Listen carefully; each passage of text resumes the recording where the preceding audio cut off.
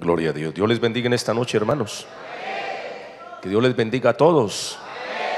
También a los amigos, a todas las visitas que están con nosotros. Dios les bendiga mucho. Nos alegra poderles saludar, poderlo ver y poder compartir con ustedes también. Es un privilegio el que el Señor nos otorga en esta noche, el poder una vez más venir ante su presencia para adorarlo.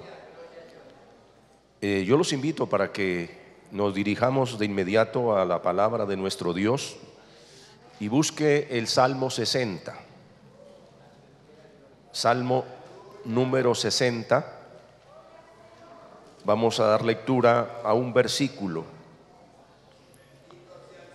He tomado este versículo porque es muy significativo, pues todo el Salmo se refiere a la confianza, a la súplica que un hombre que ha puesto su confianza en Dios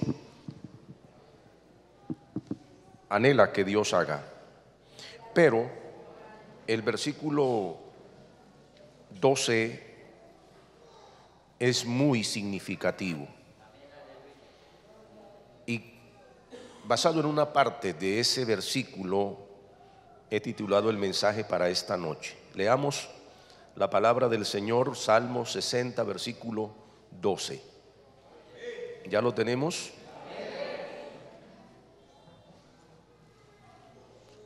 Dice la palabra del Señor, leemos para honrar a nuestro Dios, Padre, Hijo y Espíritu Santo. Con Dios haremos proezas y Él aplastará a nuestros enemigos. Léanlo todos ustedes, que yo quiero oírlos.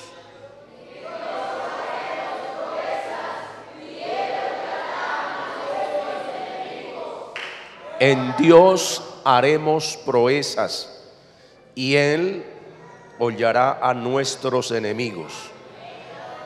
¿Cuántos tienen enemigos en esta noche?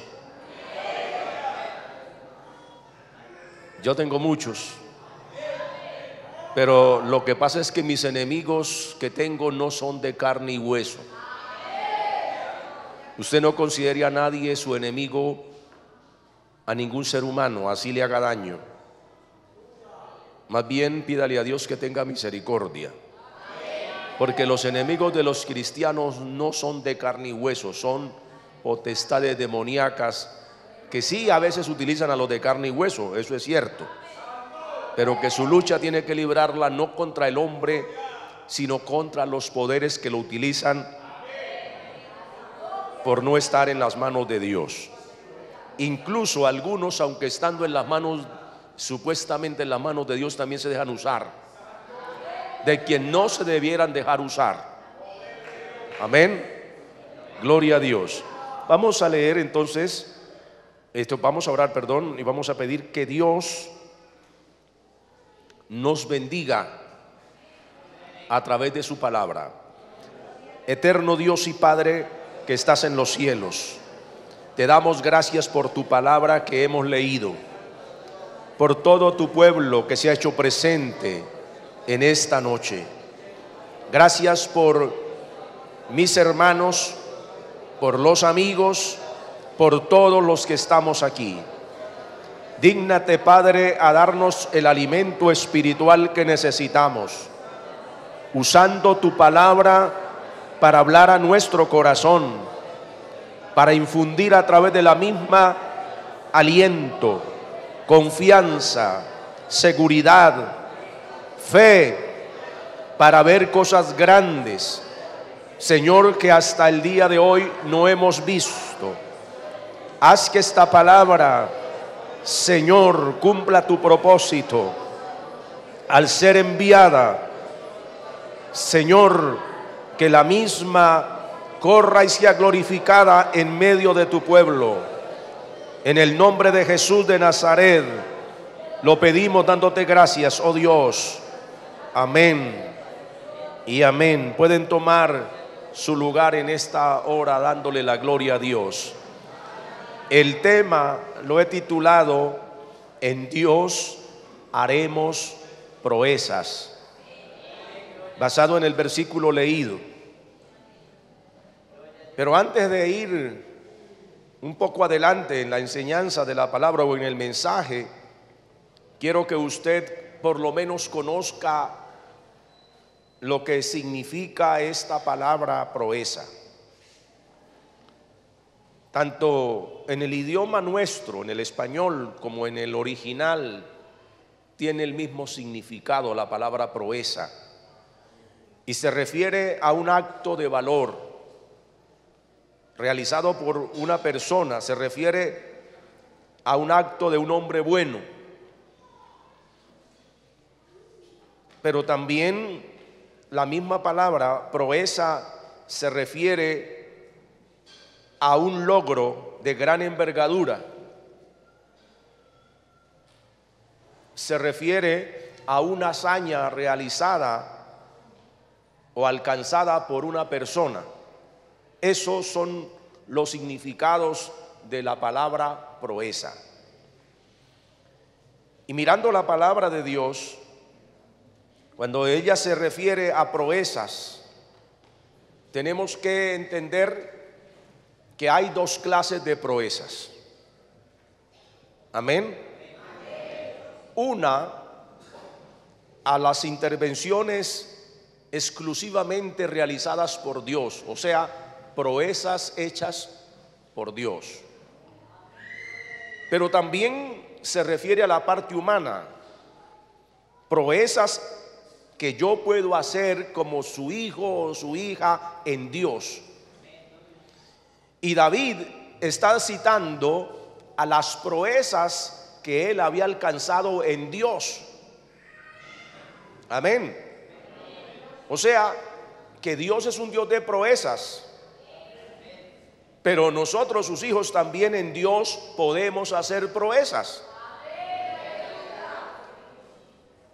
Es decir, alcanzar actos que si no fuera por la confianza en Dios, nunca los lograríamos. Emprender cosas confiando en el Señor que si no fuera por Él, nunca lo pudiéramos alcanzar o lograr. Y vamos a mirar algunos ejemplos bíblicos. Me llama la atención mirar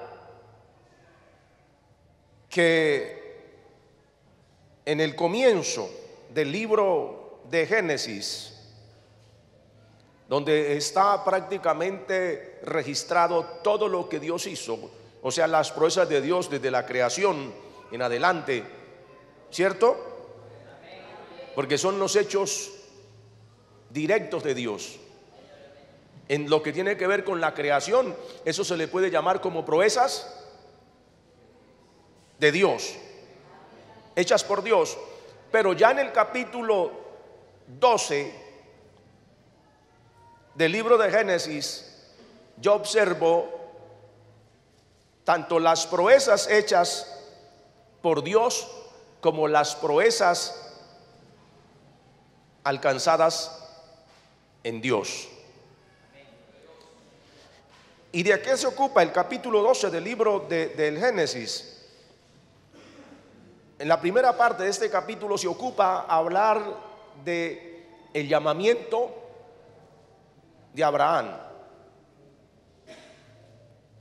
La proeza que Dios se proyectaba hacer con Abraham era hacer de él una nación grande, porque eso es lo que la Biblia nos registra allí, que Dios lo llama y le dice: sal de tu tierra y de tu parentela y ve al lugar que yo le voy a indicar. Y luego le sigue diciendo Dios: y haré de ti una nación grande. La proeza, como dije, que Dios iba a hacer era hacer de un hombre cuya esposa tenía limitaciones físicas. Y cuando digo limitaciones físicas, no era que le faltara una pierna, ni un ojo, ni una oreja, ni nada, sino que su problema era interno, pero tenía que ver con la fertilidad. Era estéril o infértil. Y para uno poder descifrar que es una proeza hecha por Dios, es donde Dios interviene en lo que para nosotros los humanos es imposible. En lo que concierne a la parte humana, que tiene sus límites. Y Dios va más allá de los límites nuestros. Amén. Y siguiendo el tema que nos ocupa, dijimos que existen proezas de Dios y las proezas que yo puedo hacer en Dios. Pero ahí en este caso Abraham no podía hacer nada en cuanto a lo humano. Él lo único que podía hacer era creer en Dios y obedecer lo que Dios le decía y esperar en Dios que Él hiciera lo que le prometía: una nación grande. Entonces la proeza de Dios allí era obrar un milagro, ¿cierto? ¿En quién? En Sara, para poder llevar a cabo lo que Dios le estaba prometiendo a Abraham. Cuando Sara oye, porque los humanos a veces nos cuesta creer que Dios puede hacer esto, y por eso muchas cosas no se ven, porque a nosotros los humanos nos cuesta creerle a Dios. ¿Y será que sí es cierto eso que se está diciendo? Como a veces uno le habla a los hermanos de cosas que Dios lo inspira y ellos dicen: sí, será posible eso que se pueda hacer aquí en la cumbre.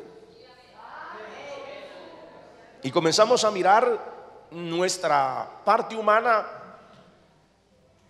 y pensamos: nosotros no tenemos de pronto los medios, no hay los recursos, quién sabe si se puede hacer esto, y tantas cosas que uno comienza en la parte humana a mirar. Pero lo que a mí me llama la atención de la parte humana de Abraham es que era un hombre muy creyente, con una fe inquebrantable. Estamos diciendo que cuál era la proeza que Dios hizo allí. Si todos los que leemos la Biblia sabemos que humanamente Sara no podía tener hijos porque era estéril. Sin embargo, Dios le dice a Abraham: haré de ti una nación grande. Y en efecto, en el tiempo de Dios esto sucede. Porque las cosas no pasan cuando yo quiero, pasan cuando Dios quiere y en el tiempo de Él. Usted en este momento puede tener muchos anhelos de que Dios haga algo, y de hecho debemos tenerlos, porque si no tenemos anhelos, no hay ningún incentivo para vivir. ¿Cierto que sí, hermano?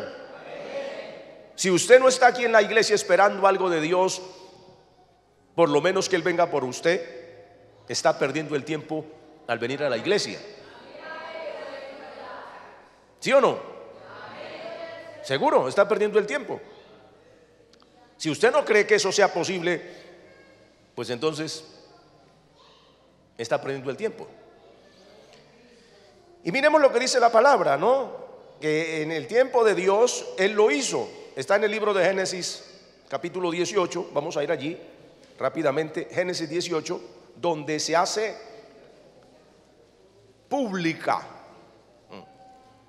la promesa que le había dicho Dios a Abraham que iba a hacer. Capítulo 18, busque allá en Génesis 18, versículos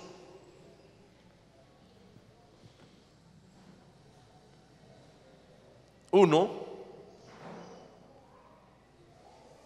y dice así la palabra: Jehová se le apareció ¿a quién? A Abraham en el encinar de Manré o de Manre, estando él sentado a la puerta de su tienda a la hora de más calor. Y alzó los ojos y vio a 3 varones que estaban junto a él, y al verlos salió corriendo a la puerta de su tienda a recibirlos, y se postró en tierra y dijo: Señor, si he hallado gracia en tus ojos, te ruego que no pases de largo junto a tu siervo. Y los recibe como era la costumbre tal vez de aquella gente, les ofrece una atención. Y después de esto, ellos preguntan, versículo 9: ¿dónde está Sara, tu mujer? Él respondió: aquí en la tienda. Entonces dijo: de cierto volveré a ti el próximo año, y para entonces Sara tu mujer tendrá un hijo. Y dice el versículo que Sara escuchaba a la puerta de la tienda que estaba detrás de él. Abraham y Sara eran viejos de edad avanzada, y Sara ya le había cesado el periodo de las mujeres. Y dice el versículo 12: y Sara se rió, porque ella dentro de sí decía, dice la Biblia, que eran ya viejos los dos, y aparte de eso de ser viejos, ¿cuál era el otro problema? Su esterilidad.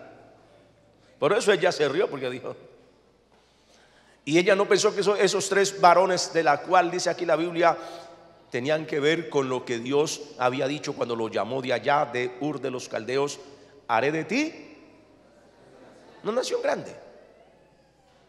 Por eso, como Sara no creyó eso, le dio la sierva. Pero no era de la sierva, era de ella, era en su propio vientre que ella iba a concebir y iba a dar a luz, porque para Dios, como dice la palabra, cuando ella se ríe, dice: y se rió Sara para sus adentros, pensando: después que he envejecido tendré deleite.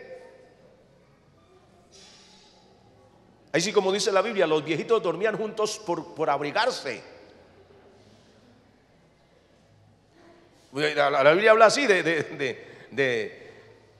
David cuando ya estaba viejo, que le buscaron una muchacha joven, una virgen,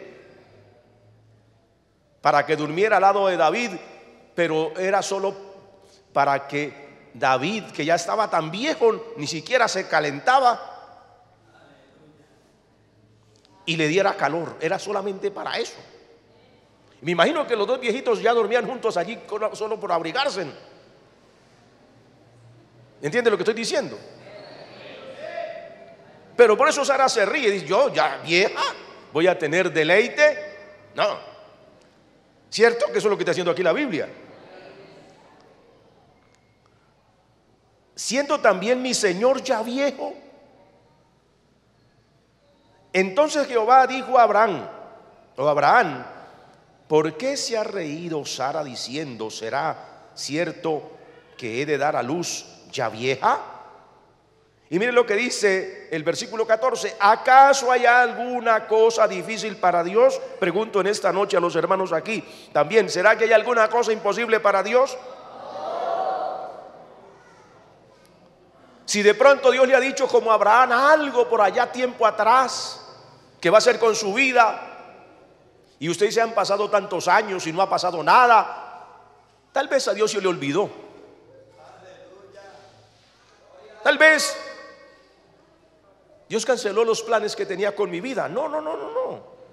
Dios no ha cancelado nada. En su tiempo Dios lo va a hacer. Por eso dice la Biblia aquí, que me gusta esto. ¿Sabe por qué? Porque dice que después que Dios le dice: ¿acaso hay alguna cosa difícil para Dios? Al tiempo señalado, porque Dios para todo tiene un tiempo señalado. Así que si usted está orando por su esposo y todavía no ha llegado el que es, no se afane, hermana.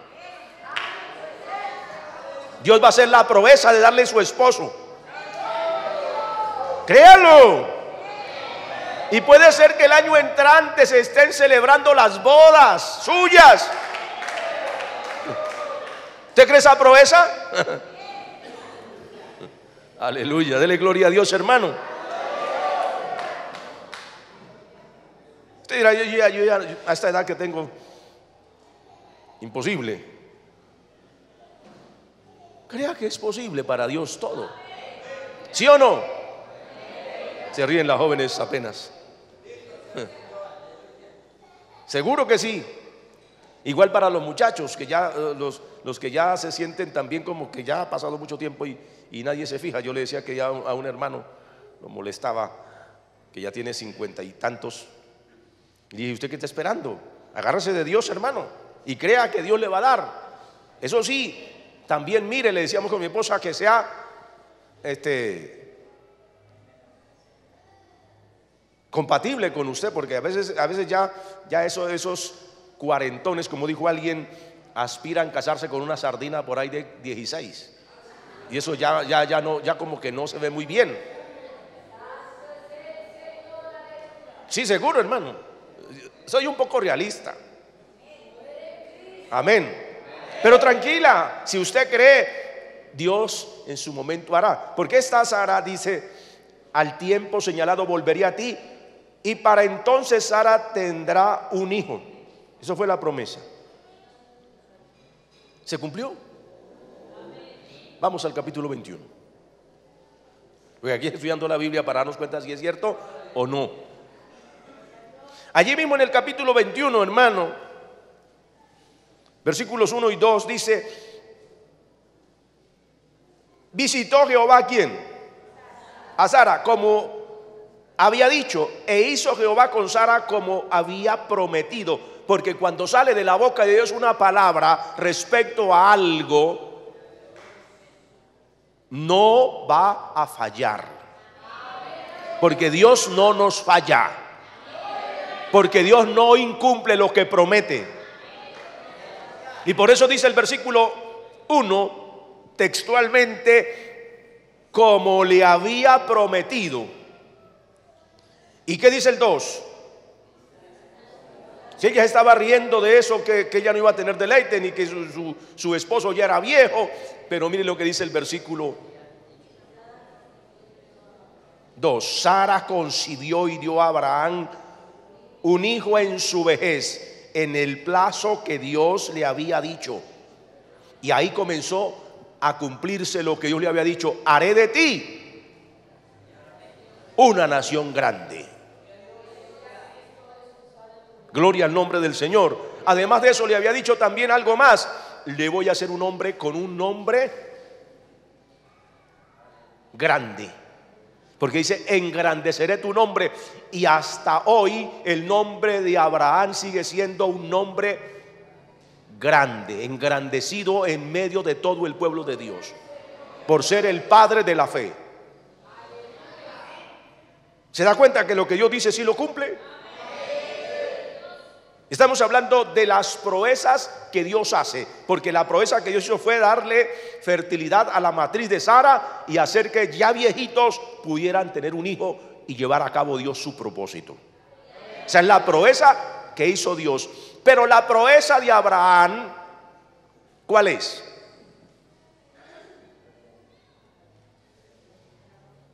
¿Cuál cree usted que sea la proeza de Abraham? Porque también en Abraham vemos una proeza.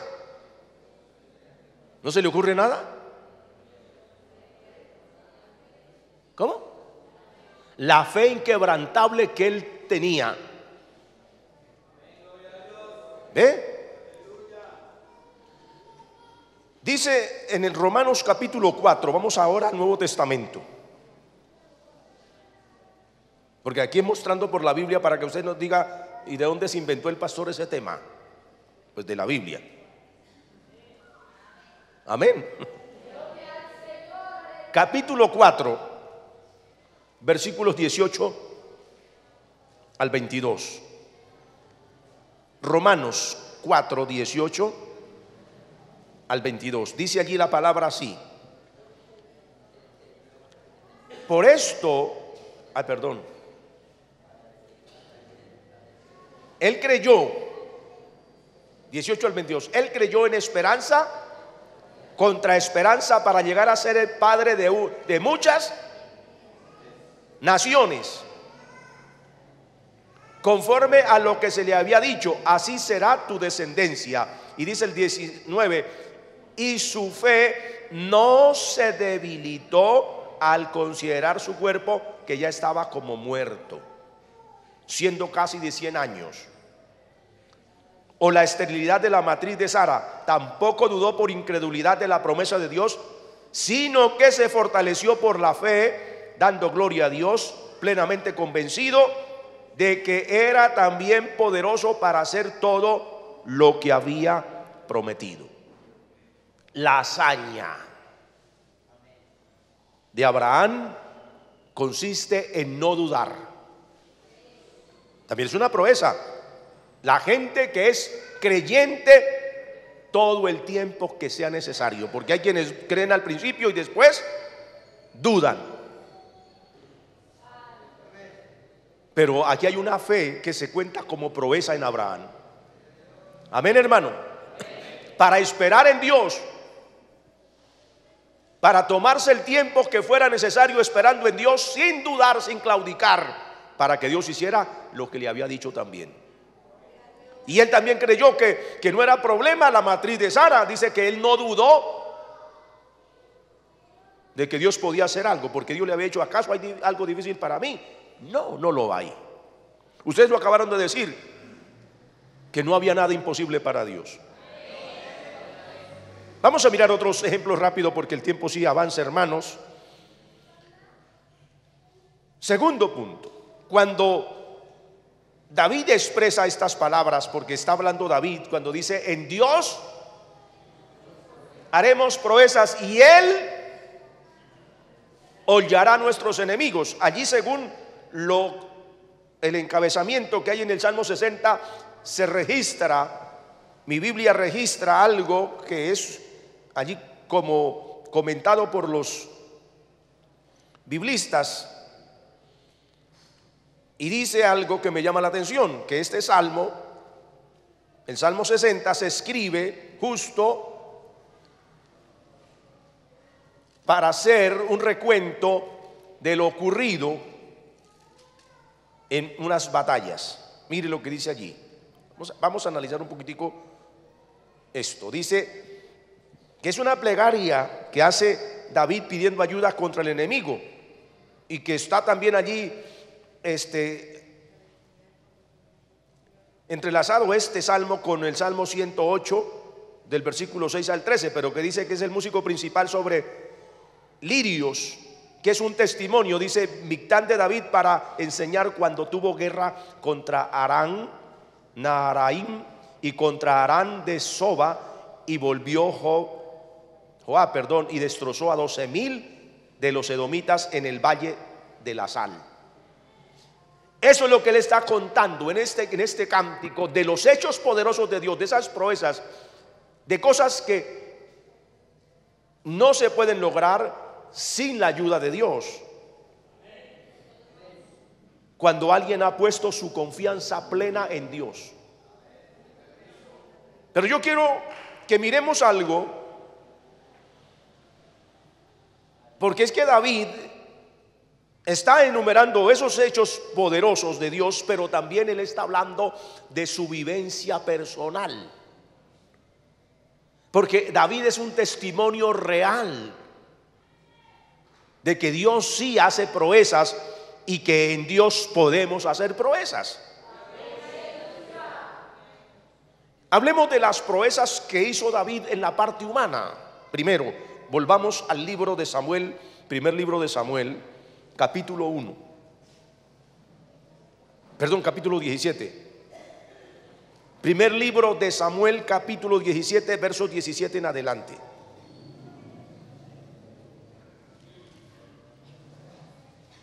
Alabado sea Dios. Dice la palabra de Dios,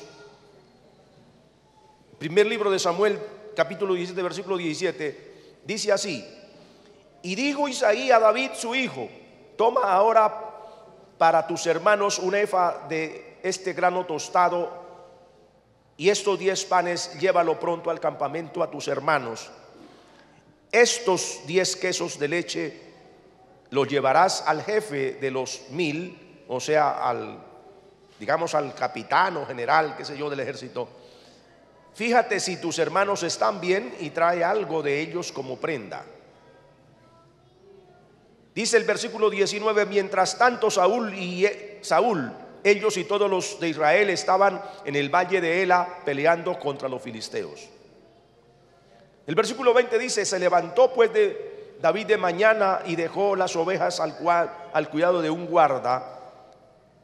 Se fue con su carga como Isaí se lo había mandado. Llegó al campamento cuando el ejército salía en orden de batalla y daba el grito de combate.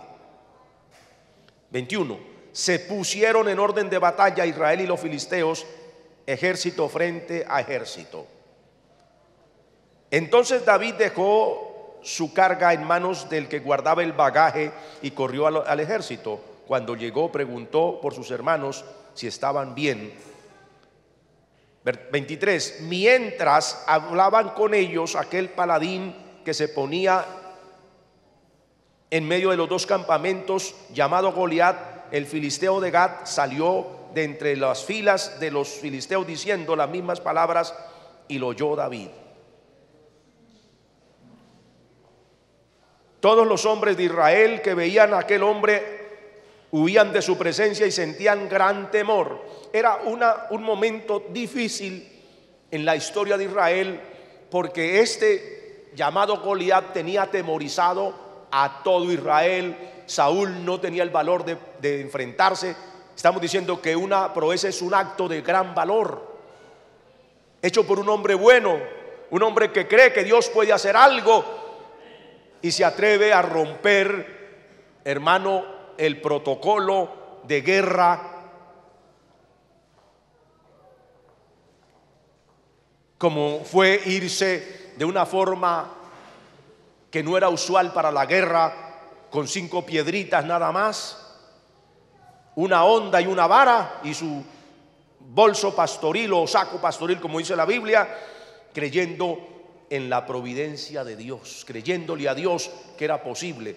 Porque cuando él oye esto, que este hombre lo desafiaba y todo el mundo tenía miedo, él se sintió como insultado, también como lastimado, como herido allá en su fe que tenía en Dios, y dijo: no es posible esta humillación, no es posible que no haya quien, que ni siquiera el rey ni sus hermanos que eran corpulentos, nadie se atreva a hacer algo por este pueblo y menos por vencer a este gigante.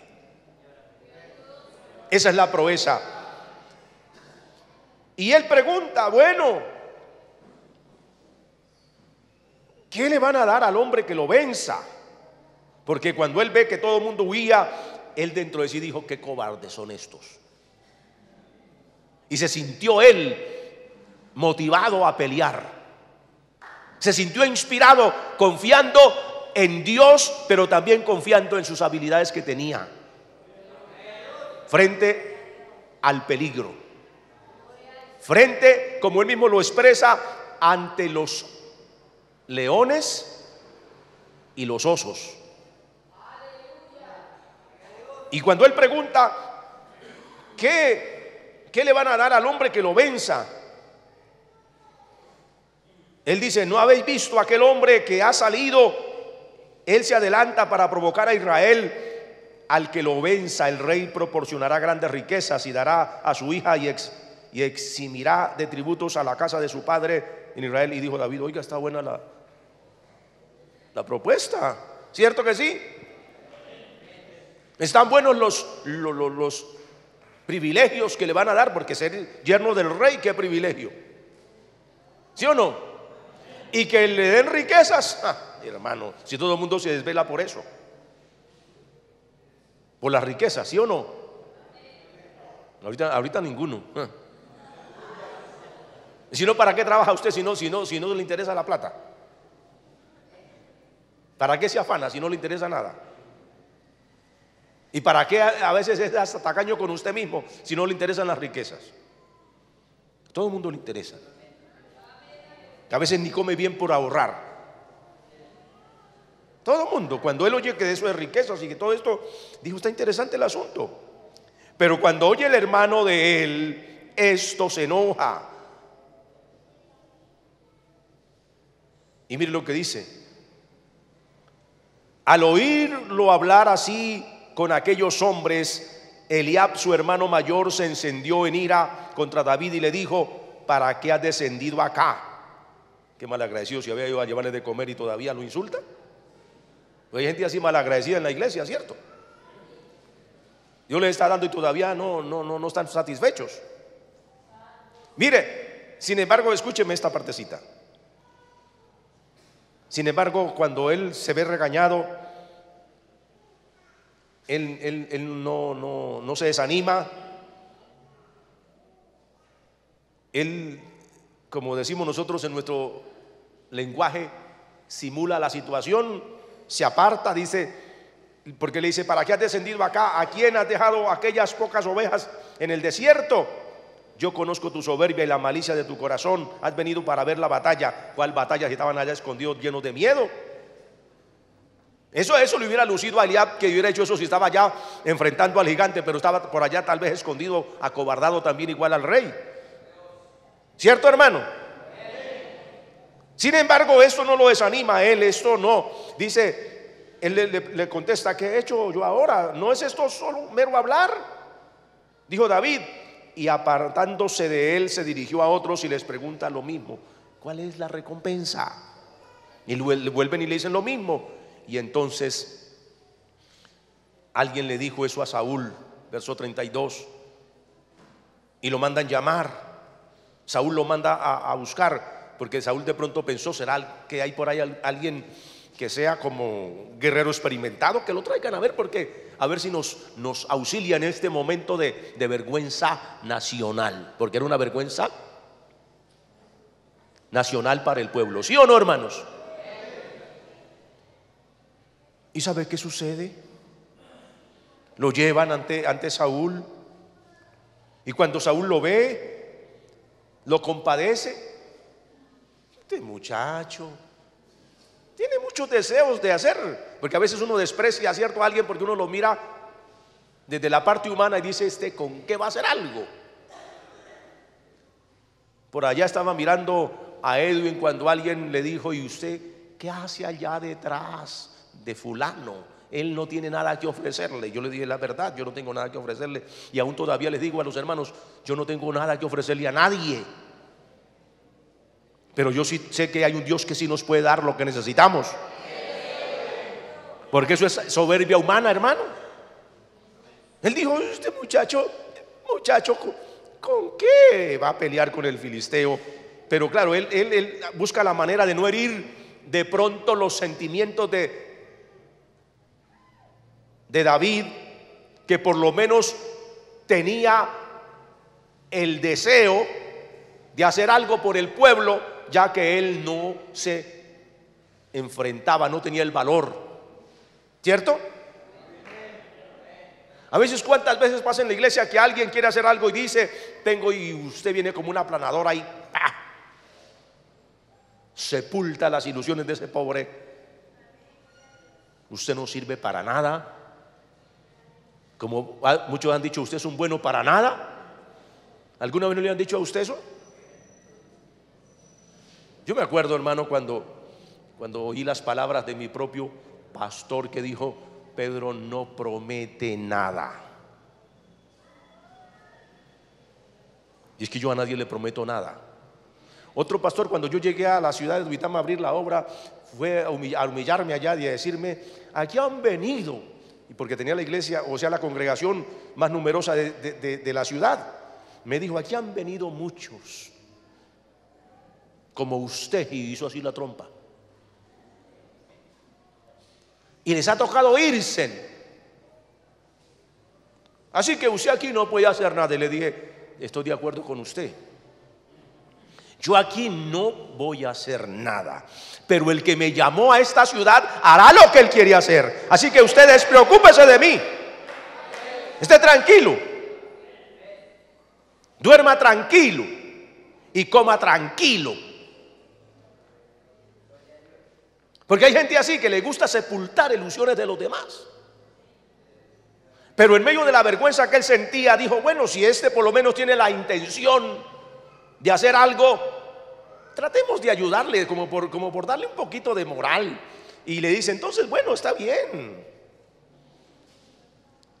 Porque primero le dice, tú no podrás ir contra aquel filisteo y pelear con él, porque eres un muchacho, mientras que él es un hombre de guerra desde su juventud. Y como diciéndole, es un hombre experimentado y usted no tiene entrenamiento, usted no tiene nada con que pueda hacerle frente. Y era cierto. Pero es que David no estaba pensando en él estaba pensando en Dios. Y luego Saúl, para tratar de animarlo, le dice, bueno, después de que oyó el relato que le hace David, le dice, David responde a Saúl cuando le dice, tú no puedes ir porque es muchacho. Dice, espere, escuche lo que le voy a decir. Y le cuenta sus hazañas de él, allá en el campo donde era pastor de ovejas. Le dice, mire, miramos el 34 que está interesante. David respondió a Saúl, tu siervo era pastor de ovejas. Esta mañana yo le decía a los líderes que él se ve ya en otro plano, que él está mirando al futuro, porque hasta allí había dejado las ovejitas al cuidado de un guarda, pero ya él ya no se veía él como un pastor, sino ahora se estaba viendo como un gran guerrero y un gran vencedor. Él estaba visualizando su futuro. Y yo le digo en esta noche a todos los hermanos, usted tiene que desde aquí proyectarse y mirar hacia su futuro y ver que hay un futuro mejor para su vida, pese a las circunstancias adversas que pueda tener al frente. Porque en este momento David estaba frente a una circunstancia muy terrible, pero estaba dispuesto a asumir los riesgos, estaba dispuesto a correr los riesgos. Amén, hermano. Y a veces hay que correr riesgos, ¿cierto que sí, hermano? Y cuando él le dice, le relata sus hazañas, le dice, tu siervo era pastor de las ovejas de su padre. Cuando venía un león o un oso y se llevaba algún cordero de la manada, salía yo tras él, lo hería y se lo arrancaba de la boca, y si se volvía contra mí, le echaba mano a la quijada, lo hería y lo mataba. ¿Qué está haciendo David? Brian, ¿cómo? No, pero ¿qué está diciendo él allí? Relatando sus hazañas, porque estamos diciendo que una proeza es una hazaña, un acto de valor hecho por un hombre, una persona. Y él está diciendo, mire, este joven, donde usted lo ve, se ha enfrentado a leones y les ha partido la mandíbula. Le abría esos leones, hermano, cuando agarran, usted no ha visto en los documentales que agarran a esos animales del cuello y así los arrastren, no los sueltan, cierran esa mandíbula, hermano. Eso de Animal Planet, cuando salen, que los agarran a los ñúes, que son como toros salvajes, y lo agarran de aquí, hermano, y así los arrastren y pataleen ese animal, no lo sueltan, y luego lo agarran de la garganta y lo matan. Muchos leones salen pisados, pero no lo sueltan. Hágase a la idea de cómo ese David era de atrevido, hermano, de osado, llegar a meterle la mano allá y abrirle la mandíbula a ese plago, que lo que veía era carne para devorar y quitarle la ovejita, y luego ir a curarla y desbaratarle la quijada, o al oso. Y esta mañana le decía a los hermanos que ellos se paran en las patas de atrás y le dan ese abrazo que una vez le parte las costillas al pobre paciente. Pero él se le enfrentaba y los derrotaba, los mataba. Y dice, y este filisteo, estamos en el versículo 36, incircunciso será como uno de ellos. Mire esa declaración tan poderosa de fe que hace David.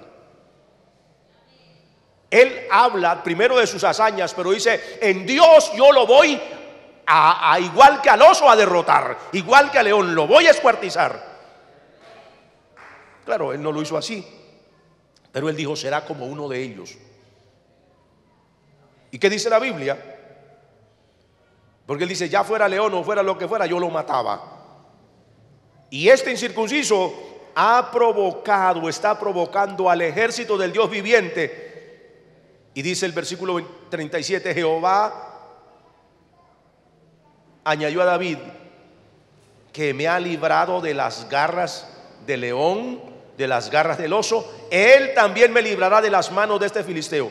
Y cuando oye esto, como que tantico se inspira Saúl y le dice: bueno, mi hijo, está bien, entonces yo trataré de apoyarlo. Ve, y Jehová esté contigo. Y entonces le dijo: bueno, yo lo voy a apoyar. ¿De qué manera? Le voy a prestar mis armas y le voy a prestar mi ropa. Él no necesitaba de armas de un caído, ni ropa de otro. Él sabía que con la ayuda de Dios lo iba a lograr. Hermano, no espere que si fulano me apoya lo voy a hacer. Crea que Dios es poderoso para ayudarlo a usted. Amén, hermano. Y que las cosas se van a dar. Si otros no quieren apoyar, que no apoyen, pero que usted con la ayuda de Dios lo va a alcanzar. ¿Cuántos lo creemos, hermano? Métase ese versículo aquí en la cabeza y diga conmigo: en Jehová o en Dios haremos proezas. Gloria a Dios. Mire, hermano, cómo dice el texto, que cuando él dice esto, entonces Saúl va y lo viste con su ropa, le da sus armas, y David probó, intentó, dice que ni siquiera podía caminar con esto, pensando que David era chiquito y el otro era súper alto. Me imagino que le tocaba amarrarse aquí atrás los pantalones y iba a caminar y se le caían. La espada de ese tal vez era tan larga que lo que hacía era enredar a David, y iba a caminar y quedaba así porque no podía dar el paso. Dijo: no, y se quitó eso y lo tiró por allá. No, yo con esto. Y se va corriendo. ¿A dónde? Al arroyo. Y dice la Biblia que buscó ¿qué? 5 piedras escogidas, ¿cierto? Lisas. Estamos en el punto número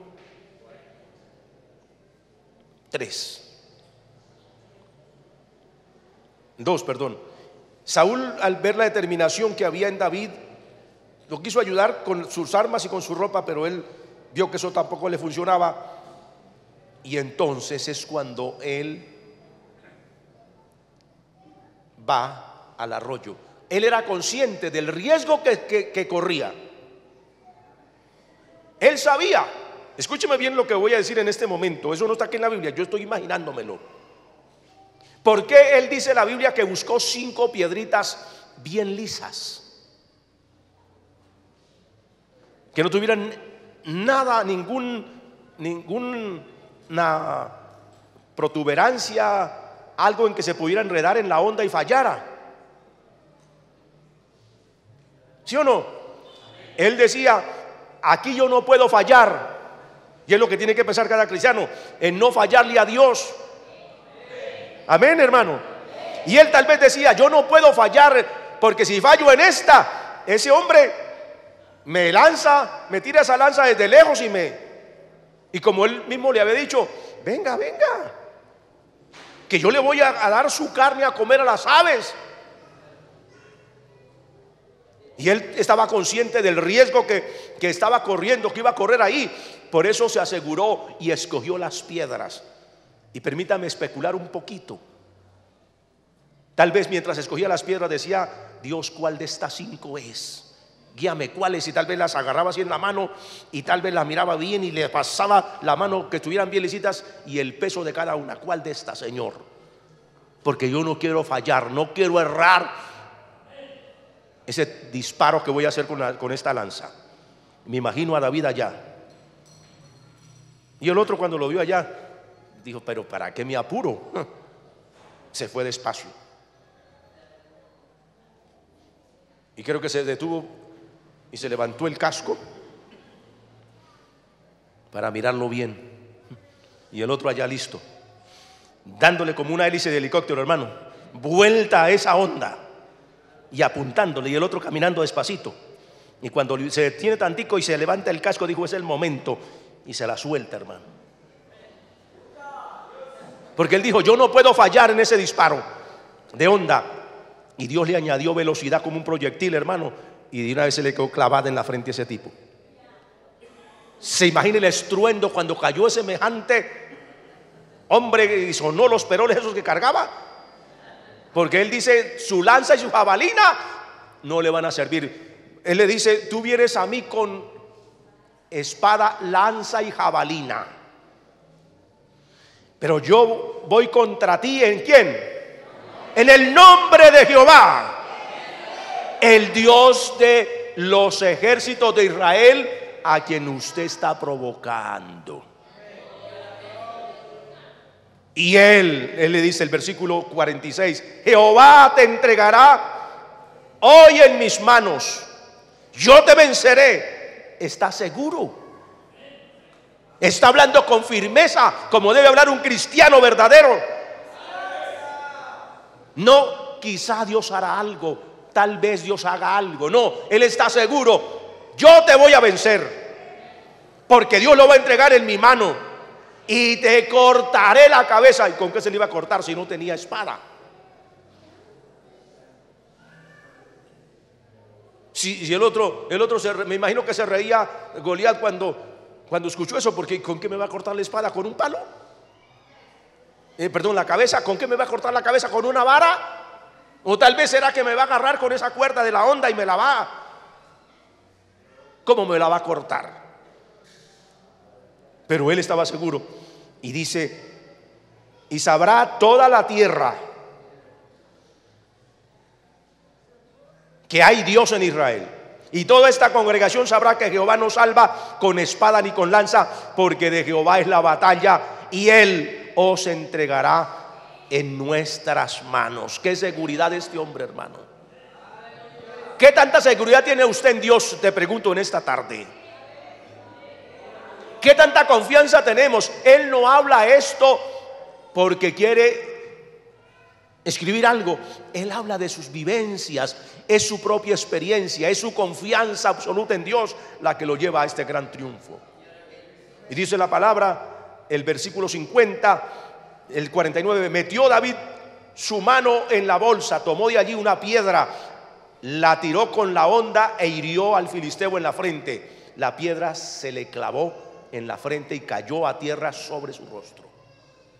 Uy, hermano, ese estruendo cuando esa piedra le queda clavada y se va de frente ese tipo. Y ese escudo que usaban los guerreros, ¿no? Que es una cosa redonda de metal para defenderse de la lanza de los enemigos, porque él llevaba lanza y jabalina y todo lo que dice David ahí. Suena, hermano, ese perol cuando cae al suelo, más el casco que sale por allá rodando, porque al caerse de frente el casco se le cayó, me imagino, y le quedó la cabeza descubierta, porque el guerrero ese llevaban aquí encima llevaban una cota de malla de acero que si le mandaban la lanza no dejaba entrar, sino por ahí una poquitico medio lo rasguñaba, ¿sí o no? Y no dejaba pasar la lanza. Esa forma de las vestimentas de los guerreros. Pero le quedaba el campito aquí en el cuello, y como se le cayó el casco, le quedó preciso para que él corriera cuando cayó de frente y agarra la misma espada de él y se la suelta, hermano, y le corta la cabeza de una y la agarra y le dice, mire. Y me imagino que esa cabeza todavía hacía gestos, hermano. Me imagino que los ojos estaban volviéndose para atrás y blanqueando esos ojos de ese hombre y sacando la lengua horrible. Es que estoy imaginando cómo hacía esa cabeza de muecas. Y él aquí del mechero ese agarrándolo y sacudiendo así, mire la cabeza de su gigante. Y los otros hermanos a correr se dijo, porque un pánico de parte de Dios los invade, hermano. Y ahí si sale Israel, se animan esos israelitas y sacan lanza, hermano, y se van detrás. Es que me imagino ver esa escena, hermano. Amén. Corriendo esa gente asustada y los otros hiriéndolo. Mire lo que dice la Biblia, usted lea todo el pasaje y se da cuenta. Dice que cuando los filisteos vieron a su gigante muerto, huyeron. Verso 51. Cuando vieron que David estaba exhibiendo el trofeo que era la cabeza del gigante, me imagino que David la lleva para mostrársela a Saúl. Amén. Y se fueron, dice, y muchos filisteos cayeron heridos, versículo 52, por el camino de Saraim hasta Gat y Ecrón.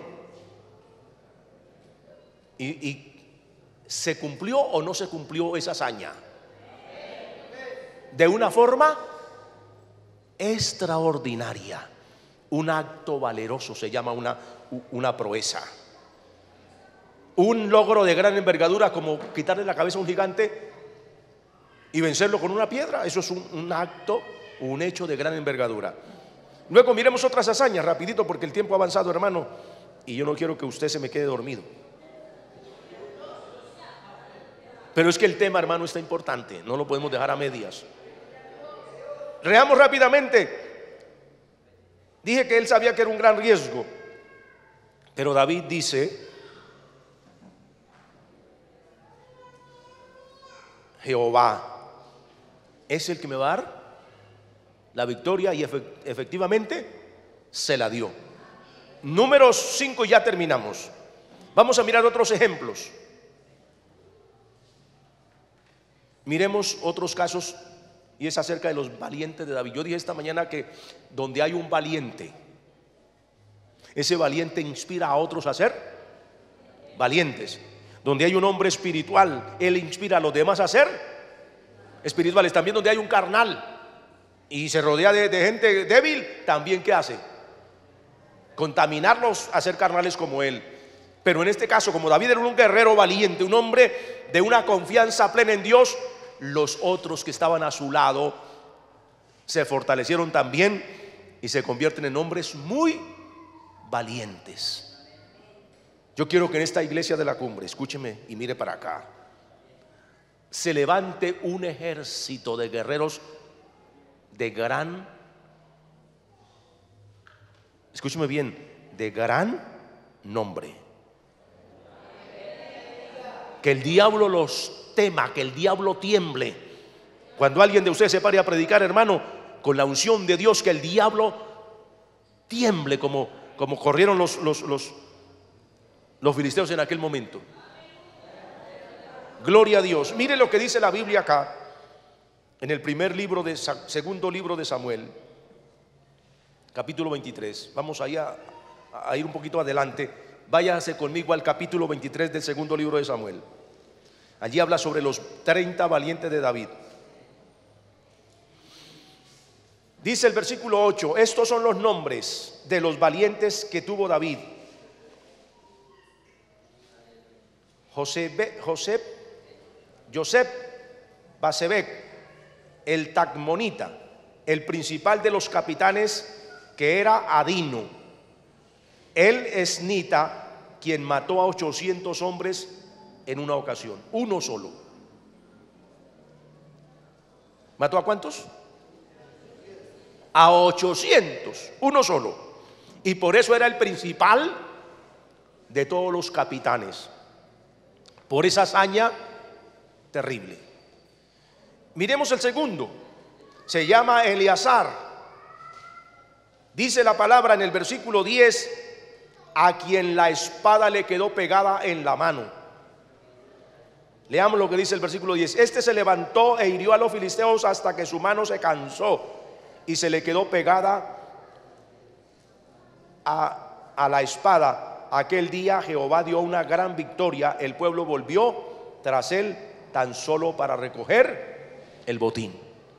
Un hombre, de tanto pelear, hermano, se le quedó la mano cerrada y la espada le quedó ahí, la empuñadura de la espada pegada a la mano. Terrible, hermano. Y dice: y dio Jehová, ¿qué? Una gran victoria al pueblo. Pero mira el tercero, se llama Sama. El versículo 11 y 12. Dice el versículo 11, dice: y después de esto fue Sama, hijo de Agi, el Azararita. Los filisteos se habían reunido en Lehi para donde había un pequeño terreno de lentejas, y el pueblo huyó delante de los filisteos. No sé si sería el terreno de lentejas de Sama, pero fuera como fuera, dice que él se paró en el centro del terreno de lentejas. Yo escuché una aplicación que alguien decía que él defendió sus lentejas, su terreno. Fuera de él o no fuera de él, no nos importa mucho. Lo que nos importa es lo que hizo. Allí en medio de ese campo de lentejas se para, hermano, de ver que todo el mundo se fue corriendo, huyeron. Y él dice: no es posible que nosotros corramos ante estos. ¿Y qué hace? En medio de ese campo de lentejas, él... Leamos, hermano, el versículo 12. Pero él se paró en medio de aquel terreno, lo defendió y derrotó ¿a quién? A los filisteos. Él solo lo derrotó, uno solo. Amén, hermano. Eso es lo que se llama una hazaña, una proeza. Uno solo. Y dice: así dio Jehová una gran victoria. Porque estamos diciendo: en Dios haremos proezas. ¿Y esos hombres las hicieron o no las hicieron? ¿Se imagina uno solo derrotando a un ejército? Y parado en medio, él no estaba escondido por allá. Y me imagino que hombre que se iba acercando a Sama, hombre muerto. Terrible ese Sama, ¿cierto, hermano? Y pudiéramos hablar de otros tantos, pero es que el tiempo ya no nos da. Solamente escuche esto. Otros ejemplos que podemos decir una proeza. Moisés frente al Mar Rojo. Estaban rodeados. El pueblo estaba asustado. El pueblo estaba diciendo: ¿para qué nos sacaste? ¿Para hacernos morir aquí? ¿No habían sepulcros en Egipto? Y él se siente un poquito preocupado y clamó a Dios. Sin embargo, pues él le estaba infundiendo ánimo, le estaba diciendo: no temáis, estad quietos, ved la salvación que Dios les va a dar. Él le dice en el versículo 14: Jehová peleará por vosotros, vosotros estaréis tranquilos. Pero ellos no creían eso. Y Dios le dice: no se ponga a clamar, actúa. No tiene la vara ahí con la que hizo milagros allá en Egipto. Extiende la vara. Miremos lo que dice Éxodo allí, hermano 14, rapidito. Extiende tu vara. Versículo 15. Entonces Jehová dijo a Moisés: ¿por qué clamas a mí? Di a los hijos de Israel que marchen. Y tú alza tu vara, extiende tu mano sobre el mar y divídelo, para que los hijos de Israel pasen por en medio del mar en seco. Eso es todo lo que tenemos que hacer. Creer que Dios está con nosotros y que Dios nos va a ayudar, que en Él haremos proezas. Otro caso, la oración de Josué cuando se libraba la batalla contra los amorreos. Capítulo 10 de Josué. Vamos un poquito más adelante. Josué capítulo 10, versículos 9 al 14. ¿Ya lo tienen allá? Bueno, aquí dice en mi Biblia lo siguiente, capítulo 10. Entonces Josué habló a Jehová el día en que Jehová entregó al amorreo delante de los hijos de Israel. Aquí hay dos cosas que me llaman la atención, y por eso quiero detenerme un poquitico y volver un poco atrás. Desde el 9 dice: cayó sobre ellos de repente Josué tras haberlo caminado toda la noche desde Gilgal, y Jehová lo llenó de pavor ante Israel. ¿Eso qué quiere decir? Que Dios está allí también interviniendo. Y aquí hay dos hazañas, una o dos proezas, una hecha por Dios y otra hecha por ¿quién? Por Josué. Mire lo que dice el texto bíblico. Jehová los llenó de pavor ante Israel. Eso quiere decir que Dios intervino, ¿cierto? Y les causó una gran mortandad en Gabaón. Los siguió por el camino que sube a Beterón y los hirió hasta Aseca y Maceda, mientras iban huyendo de los israelitas a la bajada de Betorón, Jehová arrojó desde el cielo grandes piedras sobre ellos hasta Aseca. Mire, esta es la proeza que Dios hace. Dios mismo arroja piedras sobre ellos, ¿cierto? Cuando van en la bajada. ¿Cómo las arrojó? No sé. Pero ahí dice la Biblia que Dios arrojó desde el cielo grandes piedras sobre ellos hasta Seca y murieron. Fueron más los que murieron por las piedras de granizo. Ah, es de granizo, ahí dice. O sea, bloque de hielo, hermano. Dice grandes piedras. Y claro, imagínense desde arriba que haya una piedra por ahí de 1 kilo sobre la casa de alguien. ¿Quién queda vivo, hermano? Desde el cielo. ¿Sí o no? O sea que hubo una granizada espantosa ese día, hermano. ¿Y qué pasa? ¿Qué dice la Biblia? Que esas piedras de granizo cayeron sobre los hijos de los amorreos, o sobre los amorreos, y los mató. Entonces Josué habló a Jehová el día en que entregó al amorreo delante de los hijos de Israel, y dijo en presencia de los israelitas: Sol, detente en Gabaón, y tu luna en el valle de Ajalón. Dice, y el sol se detuvo y la luna se paró hasta que la gente se vengó de sus enemigos. ¿No está escrito esto en el libro de Jacer? El sol se paró en medio del cielo y no se apresuró a ponerse casi un día entero. Y dice el 14, no hubo un día como aquel, ni antes ni después de él, en que Jehová haya obedecido a la voz de un hombre, porque Jehová peleaba por Israel. Hay 2 hazañas otra vez allí, o 2 proezas allí. ¿Cuál? ¿O cuáles? Ayúdenme. Jehová arrojando piedras de granizo desde el cielo, ¿cierto? Y matando. Y luego Dios mismo dando una orden al sistema solar que se paralizara. Esta mañana yo le decía a los hermanos que, por ejemplo, cuando no está todo bien sincronizado, si el sol o alguna parte del sistema solar se detiene pero la otra no, hubiera sucedido una catástrofe en el universo. Y les ponía el ejemplo que si un carro, una tractomula, va a alta velocidad, como saben andar, pero las ruedas de atrás no tienen freno, mientras vaya corriendo no hay problema. Pero si se le toca frenar de emergencia y las ruedas de atrás no tienen freno, ¿qué pasa? El peso que lleve el tráiler por las ruedas de estar libres van a llegar contra la cabina y van a acabar van a destrozar eso. Por eso tienen que ir bien sincronizadas, frenando las de atrás como las de adelante y las del centro. Y si Dios no interviene en todo el sistema solar, hubiera pasado eso, un estrago al nivel del universo. Pero como Dios es el que controla toda la naturaleza, Él puede decir, pasa esto y pasa. Y toda la naturaleza obedece sus órdenes. Eso no es como dicen los locos por ahí que se llaman científicos, que eso no es así, no fue, que el sol no es el que gira, y uno sabe que eso es cierto. Pero Dios sí puede dar una orden y la naturaleza obedece. Y podemos citar otros tantos y tantos más casos, hermano, pero el tiempo no nos alcanza.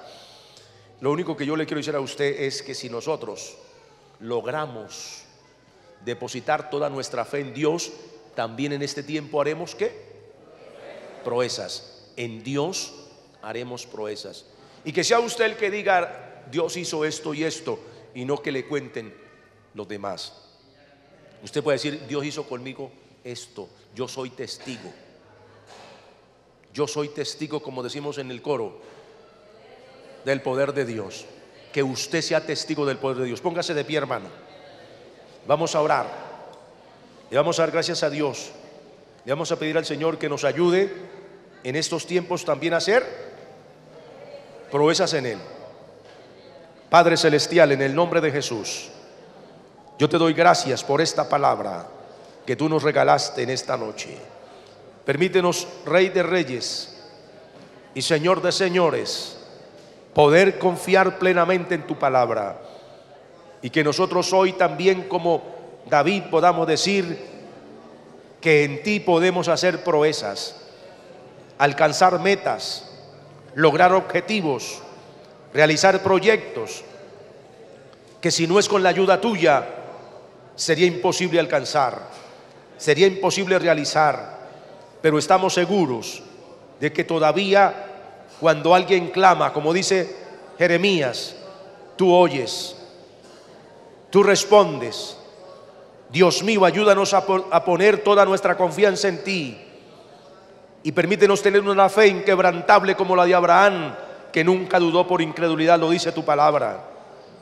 A poder, Señor, creer que es posible con tu ayuda alcanzar grandes victorias como lo hizo David.